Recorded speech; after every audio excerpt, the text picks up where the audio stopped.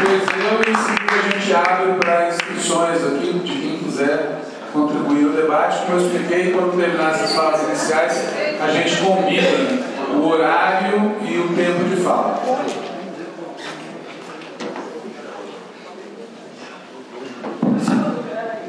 Bom dia, companheiros e companheiras.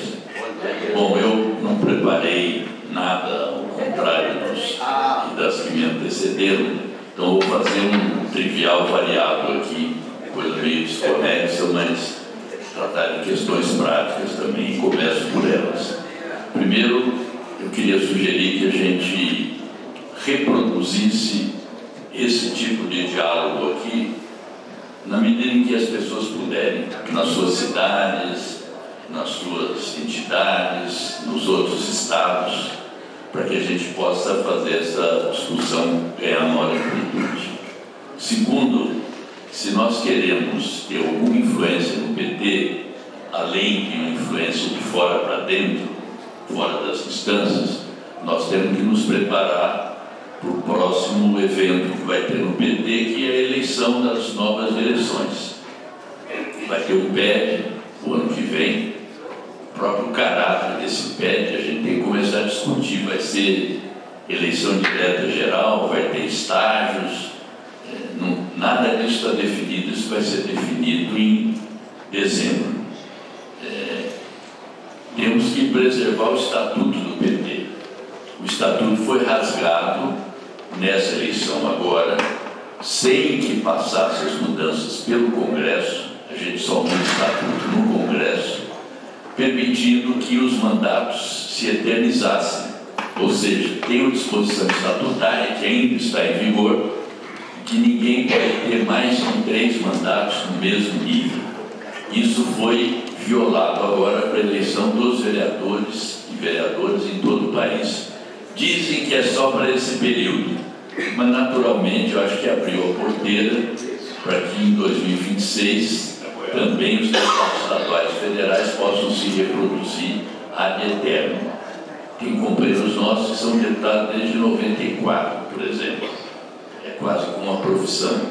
Então são questões de ordem que nós vamos ter, como militantes do PT, enfrentar. E para isso é importante que a gente tenha filiações também. As pessoas podem se filiar, tem muita gente que participa das coisas do PT e tal, mas não está filiado, então, portanto, não terá direito a voto. Por último, nessa mesma linha, nós vamos definir se vamos fazer chapa ou presidências só pela esquerda, se nós vamos fazer alianças também para ter alguma influência nas instâncias partidárias. Então, estou colocando isso aqui, que isso faz parte também de algumas daquelas questões que estão aí nos 21 pontos. Se nós queremos um partido realmente democrático, ou um partido convencional, ou um partido que é dirigido por parlamentares e por figuras carismáticas, governantes. Lideranças que às vezes falam por milhares e as suas vontades prevalecem sobre a questão democrática. Estou me referindo às várias lideranças individuais que o partido tem. E também um partido que é dirigido por parlamentares, ele impõe uma dinâmica no seu funcionamento interno semelhante à dinâmica do parlamento. No parlamento nós temos que muitas vezes votar no menos pior, fazer mediações, e na luta política, na sociedade, não necessariamente nós temos que estar adstritos a essas conveniências. O Genuíno citou um exemplo aqui da questão do imposto sobre grandes fortunas. O que foi votado lá foi uma emenda do PSOL e não o projeto mais geral do imposto sobre grandes fortunas, que o nosso governo não está tomando iniciativa de botar no projeto da reforma tributária, que até o momento se cingiu a primeira fase, que afeta o consumo a si mesmo de forma muito limitada, que interessa mais ao próprio mercado, que a simplificação e unificação São medidas de ordem prática, funcionais, mas que não tocam na raiz do problema, que é a abissal desigualdade que impera no país. Então, vários projetos que estão nessa dinâmica não sequer são levados à pauta pelo seguinte: isso não passa. E não passa mesmo dentro da correlação de forças interna da governabilidade, tal como está lá. Mas colocá-los em debate no próprio parlamento ajuda a criar dinâmicas de mobilização na sociedade. Então, essa ideia de que o governo e o parlamento têm uma dinâmica própria, quem faz política são os partidos, os sindicatos, essa divisão também precisa ser quebrada. Até porque a força do governo, embora limitada, porque ser governo não é necessariamente ser poder, mas tem uma dinâmica de comunicação, de embate, de amplitude, que não está sendo utilizada, ao contrário, funciona para refrear muitas vezes a dinâmica da sociedade. O primeiro ponto, a primeira questão que a gente pôs aí, é se nós continuamos fiéis a um item do nosso manifesto de fundação, de que o PT deve expressar a dinâmica dos movimentos da população, das classes trabalhadoras, para combater a exploração, a opressão e construir uma nova sociedade. Essa questão está na raiz do nosso de traçar uma estratégia. Porque veja, hoje nós colocamos no centro da nossa tática a defesa da democracia e não necessariamente uma democracia que expresse algo além do que votar e ser votado a cada 2 anos, a cada 4 anos, que é importante, mas nos parâmetros do que é democracia hoje, isso não representa muita coisa. Então, se nós queremos efetivamente ser fiéis a esse primeiro ponto do nosso programa, nós temos que colocar na ordem do dia o combate à desigualdade.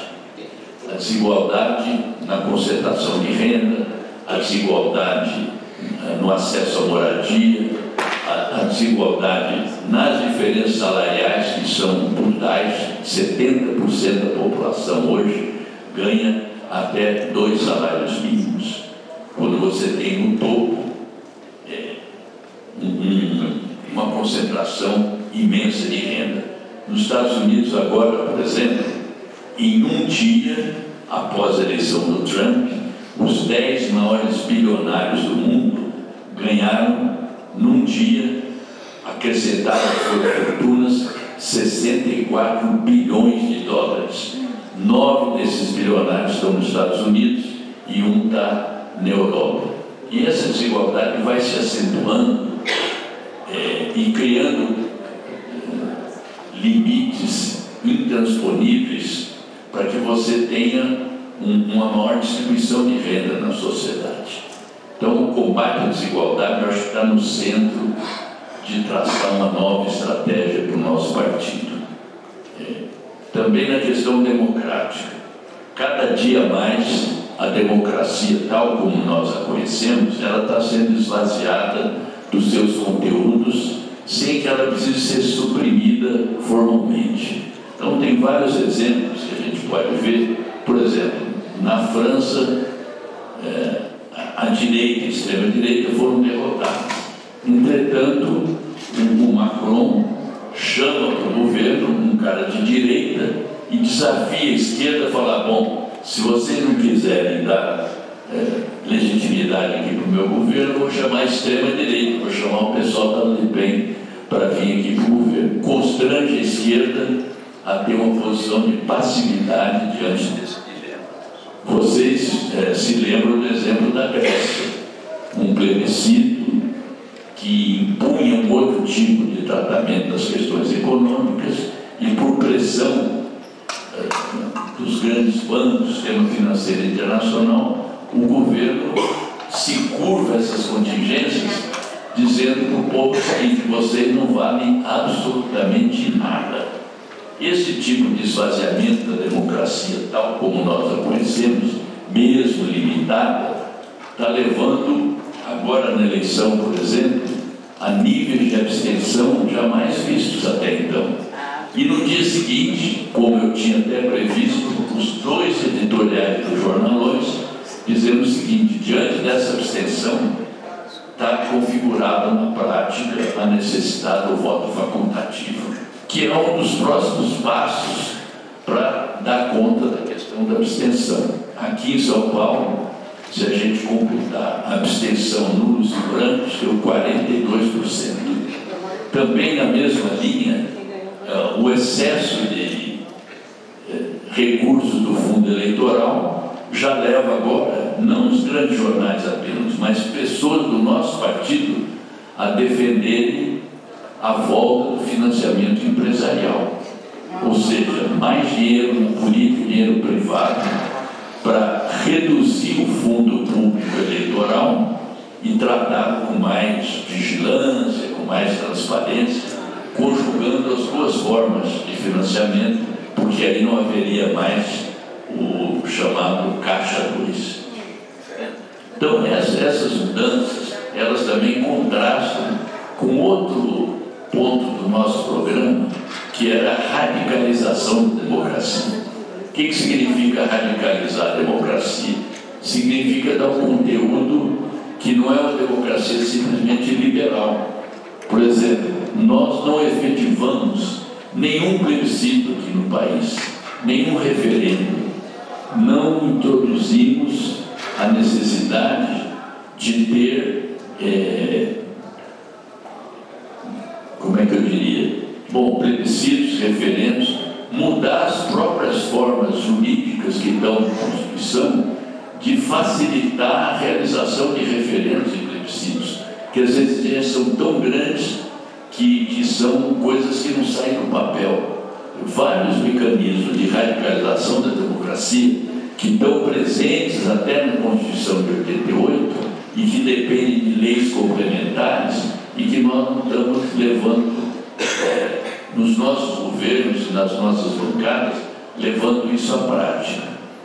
Nós estamos começando a fazer uma discussão agora entre deputados para escolher, por exemplo, sei lá, 10, 15 projetos estruturantes que, se o governo não está propondo, nós vamos propor como iniciativa parlamentar e cada um apadrinha um desses projetos para viajar para São Paulo, para viajar pelo Brasil, para ver se comove a população, se ajuda a mobilizar a população para pressionar o governo e o Congresso Nacional para que essas medidas se transformem em leis. Por exemplo, a questão da mudança da tabela do imposto de renda, digamos assim, para não só isentar, como propôs o presidente Lula, mas também para taxar mais em cima, né? A questão das fake news e do controle das big techs está parado no Congresso Nacional. Então, pegar alguns desses projetos para dar mais consequência à ideia de radicalizar a democracia, ter mais instrumentos para modificá-la, né? Queria falar agora também da questão dos cortes, né? Chamados cortes, que não são cortes, são reduções da despesa. Ninguém vai cortar nada, vai conter o crescimento das despesas. Porque o arcabouço, e nós alertamos que esse arcabouço era uma corda no nosso próprio pescoço, chamamos o Haddad à discussão e 23 deputados fizeram um voto em separado para dizer que o arcabouço ia ter problemas. O arcabouço não permite o crescimento real do salário mínimo, não permite a manutenção dos pisos da saúde, da educação e a manutenção da previdência sendo reajustada da mesma maneira que o salário mínimo. O resultado está aqui agora. Criou uma contradição tão grande e até hoje o presidente Lula não resolveu, tá? O ministro do trabalho começou, embora se mexesse no abono salarial ou no seguro-desemprego. O ministro da Educação ameaçou também, se quiserem colocar 60% do Fundeb nos pisos. Há um movimento de tentativa de quebrar essas restrições por uma via de disfarce, ou seja, vamos reduzir os itens que compõem a receita corrente líquida para poder reduzir os pisos da educação e da saúde, sem que a gente possa mudar a Constituição. Mas há projetos agora de ser feito por emenda constitucional, que é uma chance que nós temos de, se o governo propuser realmente essas medidas, fazer uma aliança até com setores do centro no Congresso Nacional para não aprovar a emenda constitucional. Eu não sei, inclusive, por que eles escolheram o caminho da emenda constitucional. Claro que é para eternizar isso e dificultar mudanças futuras, mas para aprovar é muito mais difícil, precisa 2/5 em 2 votações na Câmara e no Senado, né? Tem também uma questão premente, que é a questão das eleições de 2026.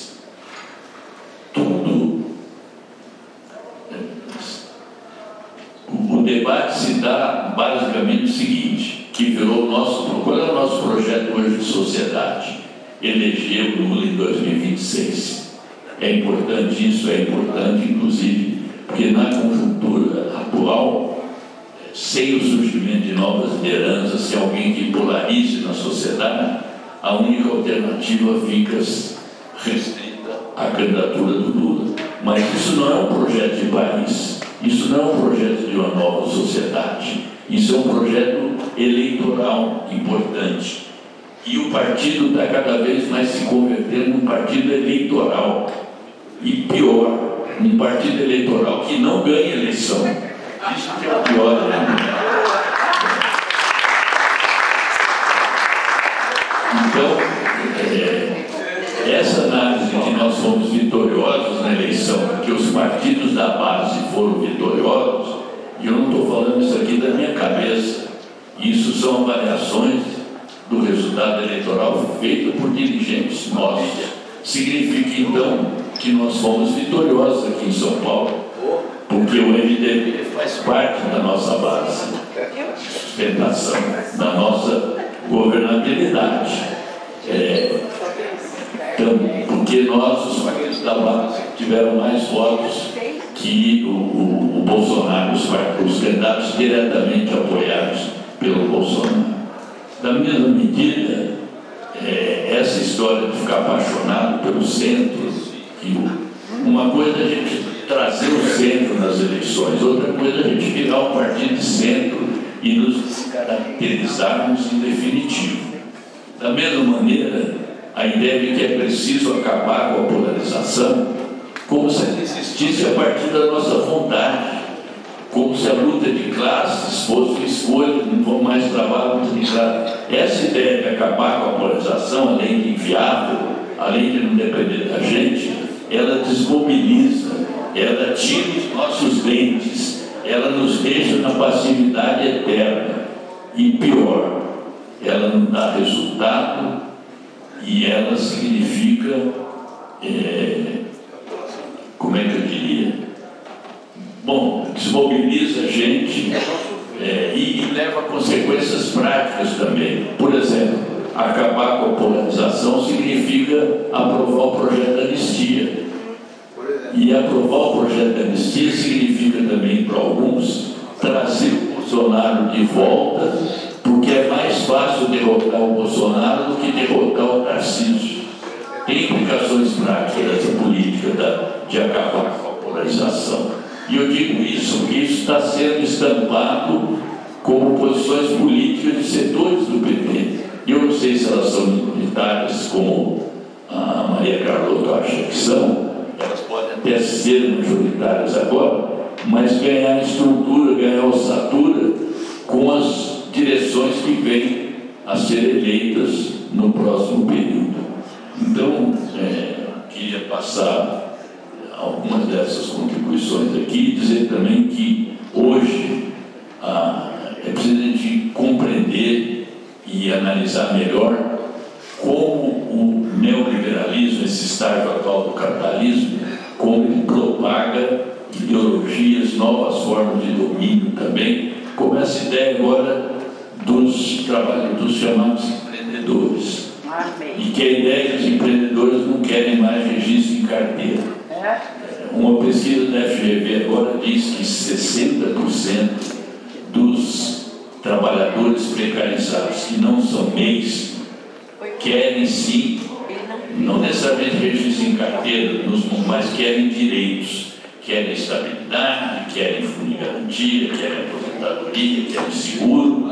Então a gente dá de barato que é assim mesmo e deixa para lá. Né? Então, a Jandira falou do 6x1. Na Alemanha estão testando a jornada de trabalho de 5 dias, de 4 dias, mostrando que mesmo com a jornada de 4 dias, os trabalhadores são mais produtivos. E aqui nós não estamos nem colocando mais na hora do dia a redução da jornada de trabalho. Então, dito isso, desculpa aqui para esse cheio de detalhes e recortes sem muita consistência, mas como é um debate livre, eu também falei aqui